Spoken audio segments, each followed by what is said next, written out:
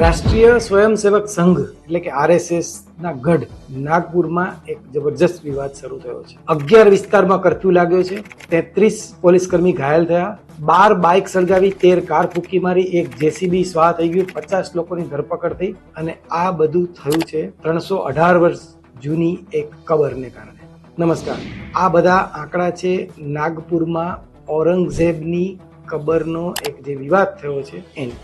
આ કબર હવે વિશ્વ હિન્દુ પરિષદ અને બજરંગ દળના લોકો ત્યાંથી ઉખેડી નાખવા માંગે છે. અને સરકાર માટે મોટી મૂંઝવણ એ છે કે આ એક રક્ષિત સ્મારક છે, એટલે કે એને હટાવી શકાય નહીં.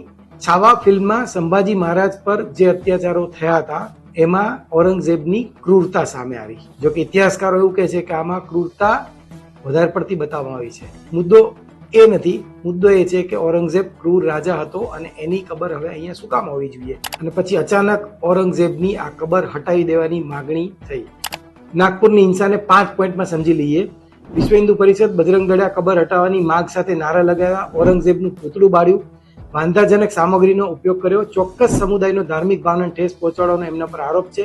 સ્થિતિ તંગ થઈ, પોલીસે ટીયર ગેસના સેલ છોડ્યા, લાઠીચાર્જ કર્યો, સામ સામે પથ્થરમારો થયો, ઘર દુકાન અને વાહનોમાં આગ ચંપી થઈ. એટલે કે નાગપુરમાં ઔરંગઝેબની એક પ્રતિકાત્મક કબર બનાવવામાં આવી.